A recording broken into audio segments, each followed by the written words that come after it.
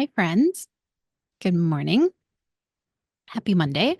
Um, my name is Libby, and welcome to my audio journal, Finding Joy in the Shadows, where I spend time each week talking about the fun curveballs life throws our way and help us look for pockets of joy. This is also an opportunity for me to continue working through my own struggles while also sharing ways to help anyone who might be listening work through some areas in your life that you might be struggling with so that we can all find joy together. For today's conversation, I wanted to talk about how we can embrace the joy that comes from the struggles we go through during the learning and growth stage of working on ourselves. But before we get started, per usual, let's spend a few minutes catching up on some recent happenings from around the world and dive into a few of, I guess maybe a couple LPs that were on my radar, some Libby's problems. And these were, at least one of them was definitely a Libby's problem. The other one, maybe more people will have an interest in, but I guess we will see. All right. So, first on the docket, um, for anyone that is listening and that has been waiting with bated breath for the latest BTS update. Well, friends, you can finally take a collective breath. I am going to update you on some very important BTS news. So, since we last spoke, J Hope has officially come back from his military service. So he is member number 2 that has completed his service. For anyone that is still learning who these guys are, maybe you're not as familiar with him. J Hope, also known as Hobie, is famous for having a smile that will brighten anyone's day. And he is truly the king of positivity. Um, it explains why the members in the group refer to him as their sunshine. He's very, very sweet, very, very handsome, very adorable, just a bundle of joy, which is probably why I gravitate towards him. He is also the group's primary choreographer, probably one of the best dancers on the planet. And when he was released from the military, the only member that was able to greet him was Jin. And he went to his discharge ceremony and he showed up with this massive, just the biggest bouquet of flowers I have personally ever seen. It's very darling. I was a little sad the other members were unable to participate in this one, but for obvious reasons, their schedules are kind of out of their control. So they weren't able to show up like they were for Jin's exit ceremony in June.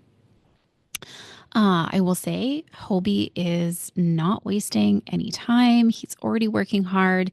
He is currently in the States. He is in California working on something, not entirely sure. Probably an album, if I had to guess. He did a live the other day, and many people were asking if he's going to go on tour. And he was having fun with some word plays. So not really sure what he's planning to announce, but we will just have to continue to wait until he's ready to tell us. In other BTS news, while Hobie is preparing to reveal whatever it is that he's working on, Jin has dropped his first solo album a few days ago, and it is so, so good. So, so good. Very different from all the other solo albums that came out. His is more rock based. Not only have I been listening to one of the songs called Another Level pretty much on repeat. I sent this song to many friends a couple of days ago, just saying, you need this song right now in your life. So not only have I been listening to the album, listening to Another Level on repeat, but I've also been diving more and more into Jin's backstory. Because again, for those of you that need a refresher, I I first started learning about BTS and who they are and became, I guess, a fan of the group legit right after Jin entered the military. So I'm still learning more about this guy. And most descriptions usually refer to a BTS member as being part of either the vocal line, meaning all they do is sing, or a member of the rap line, or they're listed as a main dancer, a choreographer, a writer, producer. Basically, they all wear multiple hats. But for some reason, Jin is primarily referred to as just the visual, right?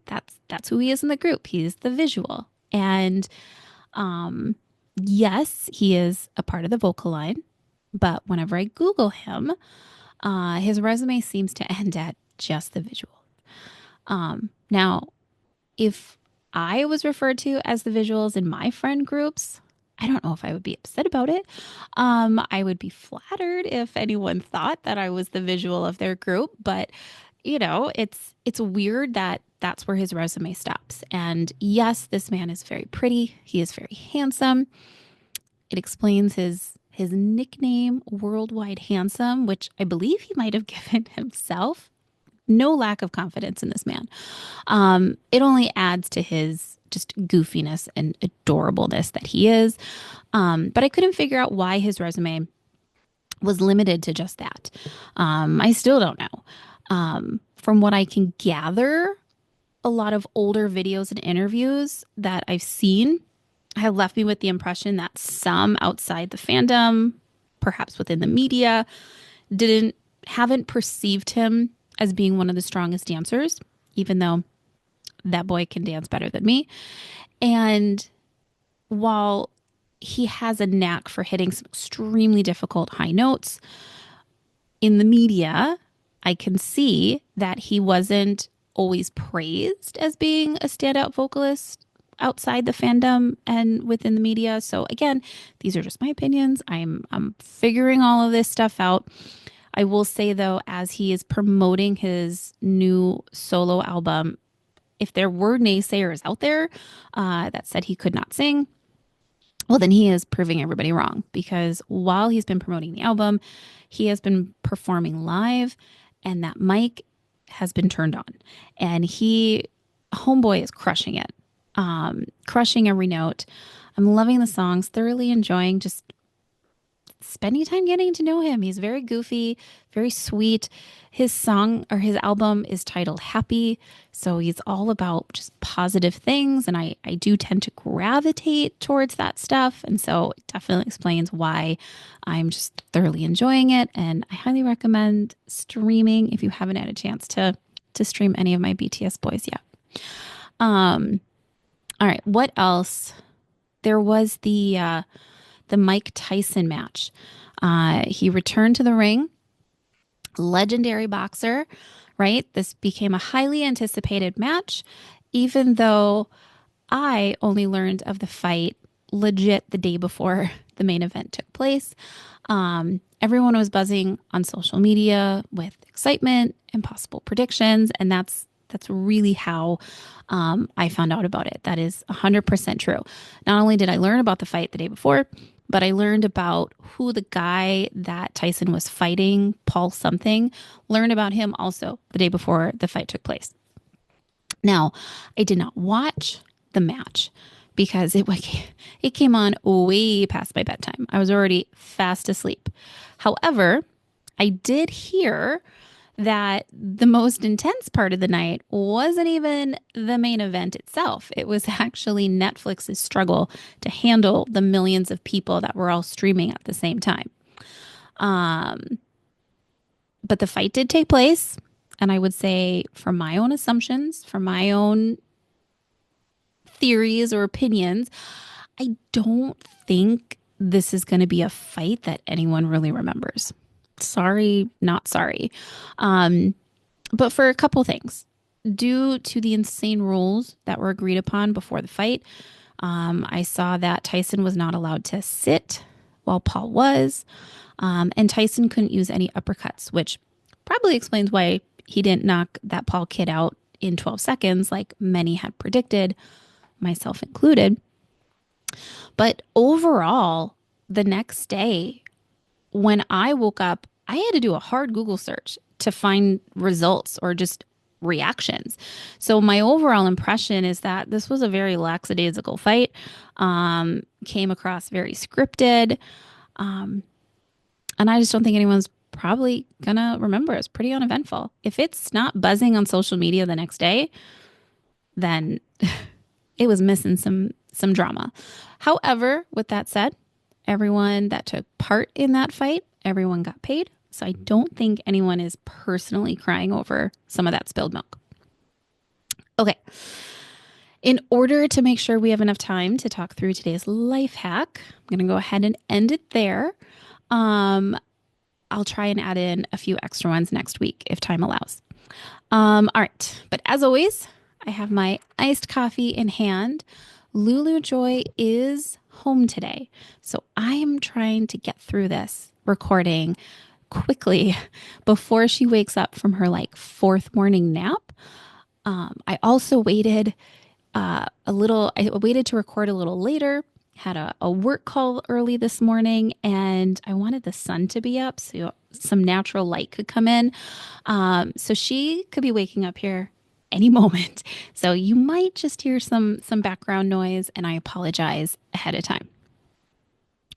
For the rest of our time together, though, I want to focus on how we can embrace the joy that comes from the struggles we go throughout the learning and growth process.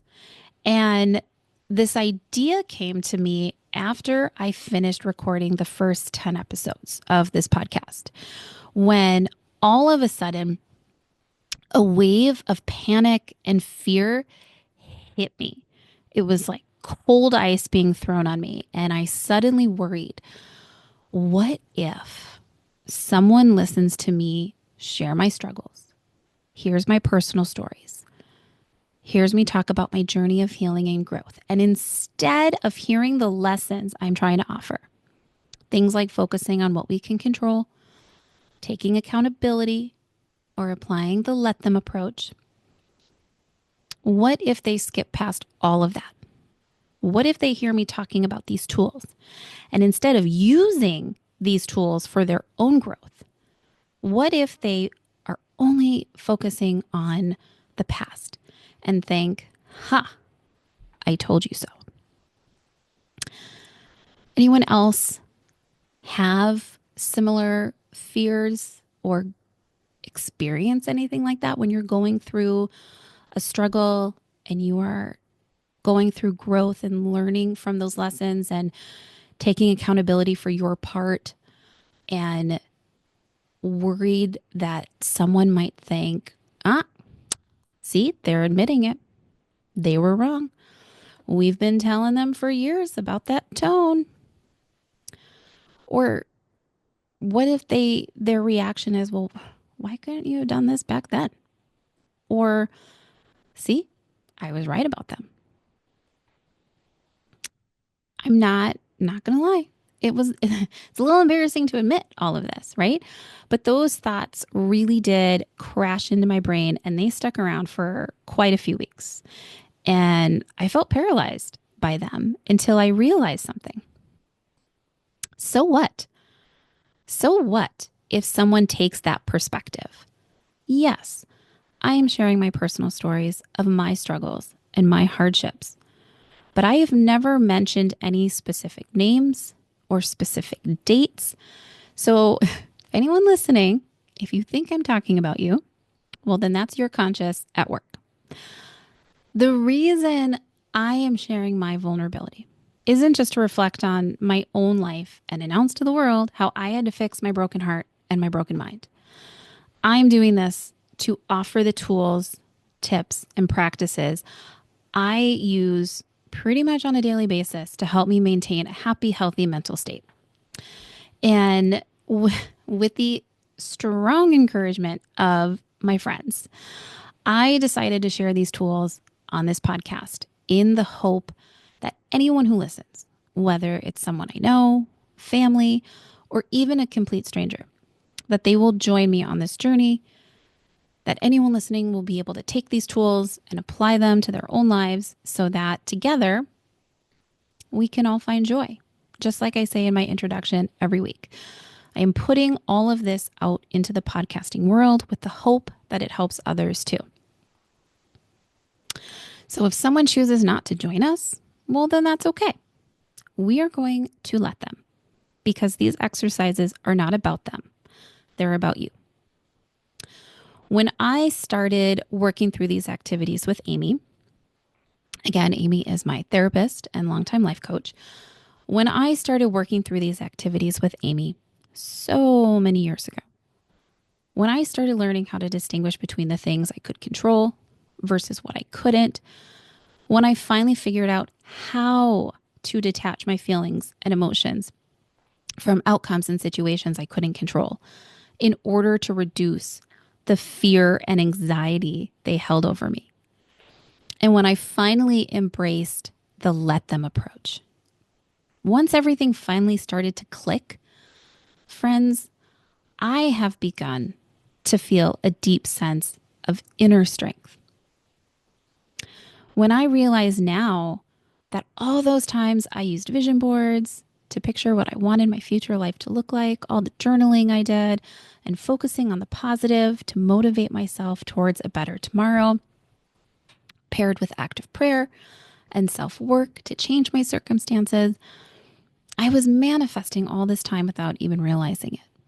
All these discoveries have marked turning points for me and is helping me find strength in the healing process itself. This podcast has forced me to reflect on the past 10 years of my personal growth. Now, would I have personally chosen all of these trials and tribulations I have gone through, all these moments that inflicted trauma on me? Would I have chosen to be hurt by the people I love the most simply to, quote unquote, learn a lesson and grow stronger? Heck no. I think it's safe to say most people would not find themselves being Katniss Everdeen and volunteering as tribute like she did in the story The Hunger Games, right? However, learning how to process the pain, the hurt, by going through this process of healing and being able to come out of it on the other side, I see in my own life how much stronger and more empowered I have become. It's taken time, but I am learning from my past experiences and using those lessons to help me now navigate conversations with certain groups of people with confidence. I am learning to manage my emotions with grace. And through all this struggle I've had to go through just to get to where I am today, I see that with every step forward and learning from my past experiences, that with every step forward, I am taking a step towards an increasingly capable and more self-assured version of myself. Healing, especially from traumas inflicted by others or maybe by oneself, is deeply challenging. It demands understanding who you are and why you operate the way you do. It also demands accepting your role, forgiving others for their role, and finding peace with the parts of yourself you wish you could change, while at the same time committing to act differently moving forward. This is not easy work, friends, and it's why not everyone has the strength to do it. But as I think about my own journey, not just over the last decade, but within the past year alone, I feel as though I have been shedding my old self. And with each lesson learned, I am stepping into an empowered version of who I feel I am meant to be. With every step forward, I am leaving behind the person others once knew. And I am embracing this stronger, more confident me. Some refer to this as shifting frequencies. If you've ever heard anyone talking about changing your frequency, oh, your frequency has changed. What really is taking place is it's a metaphor when someone refers to changing your frequency. It is a metaphor often used in personal development circles and spiritual contexts to help describe the change in one's energy, in one's mindset, in one's vibrational state. And as we move into a new frequency, we might find certain people, situations, or habits no longer resonate with us, leading to changes in our relationships, our goals, and in our overall path in life. It's about stepping into a version of ourself that better aligns with our values and intentions. Or as Amy explains it, through our growth, we stop resonating with other people's journeys and simply choose to walk a different path. The closest example I can think of to help me explain why the struggle is essential to our healing journey is the story of the boy and the butterfly. The struggle makes us stronger. If you have not heard or read this story before, I encourage you to pause what you're doing and really listen to this next section. I'm not sure who originally authored this story, so I apologize ahead of time for not being able to provide an accurate citation.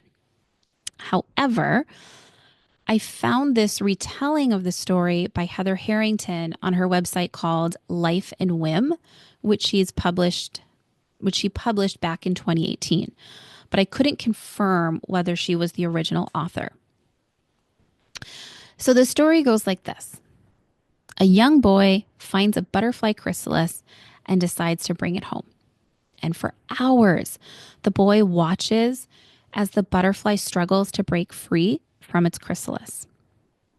The boy saw that the butterfly had finally made a small hole, but its body was just too big to fit through it. And so he kept watching for hours as the butterfly grew tired and then became still.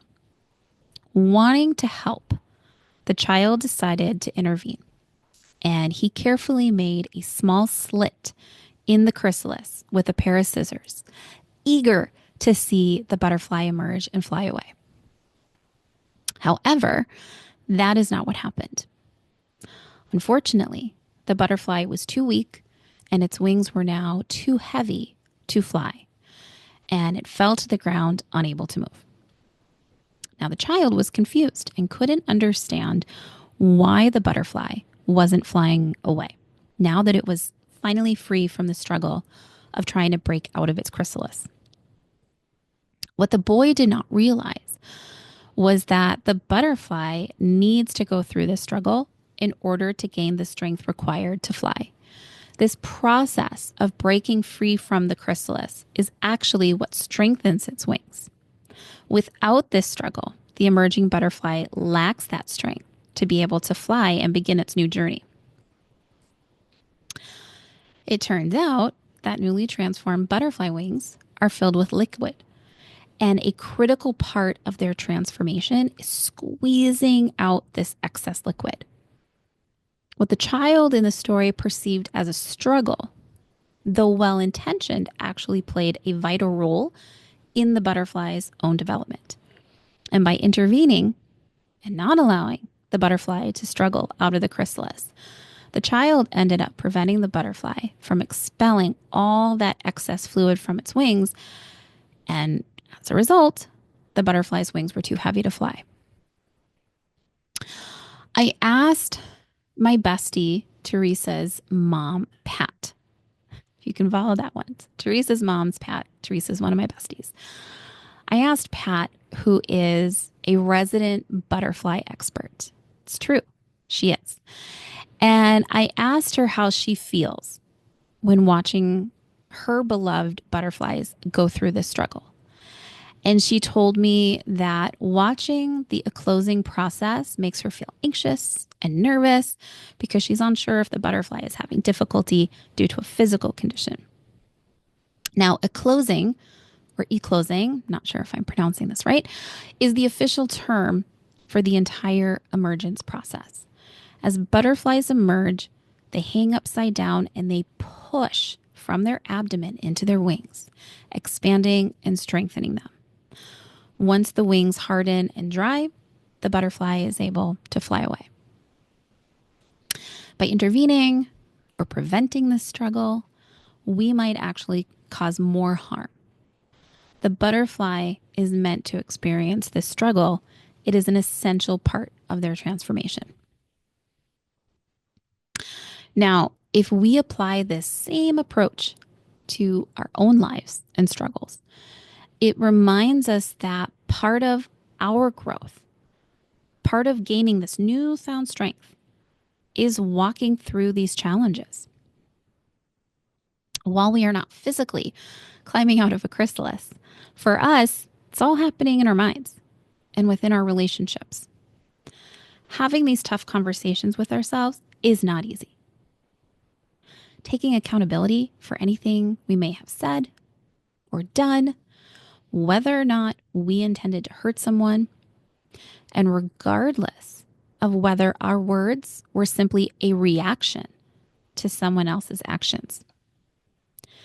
Taking accountability is hard, but accepting that pain, acknowledging it, apologizing for it, and forgiving ourselves is what allows us to step into our next journey stronger and wiser. So again, so what if the people around us do not join us on this journey and instead use our hard work to affirm their own bad behavior and actions? It's okay. This journey, this struggle is for us to become stronger. We cannot force others to ask themselves, well, what did my actions cause? How did my words make someone feel? We cannot make anyone take ownership or apologize, but we can take accountability for ourselves. We can have those tough conversations with ourselves. We can analyze our parts, acknowledge our part.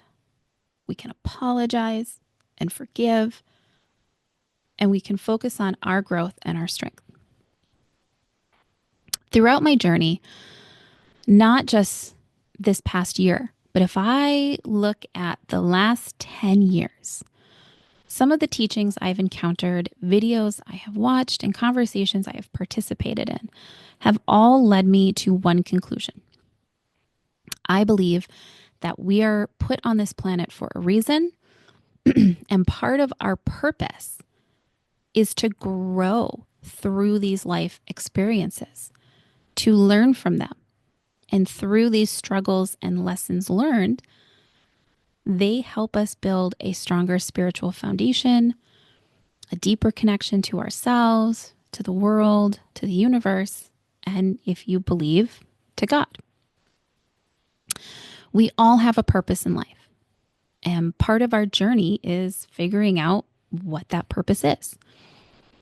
Along the way, we will face struggles. And while some of these challenges will be really hard, they are essential to our growth. Much like a butterfly struggling to emerge from its chrysalis, our difficulties build our strength and resilience for what's still to come. However, I do want to clarify this one point. I do not believe that all struggles are part of a life lesson. For example, if you are dealing with abuse or experience a death of a loved one, I do not think those struggles are what I'm referring to as an opportunity to grow. In my own life, I acknowledge the existence that evil walks among us, and sometimes that evil intersects with our path, compounding the struggle of navigating this journey we are already on. And if you find yourself in a dangerous situation, please do not hesitate to ask for help. You deserve safety and support. Okay, so as we walk this journey, it is essential to take accountability for our actions, even if others around us are not on the same path. Growth involves reflecting on our choices, learning from them, forgiving ourselves. This process strengthens us, helps us become better versions of ourselves.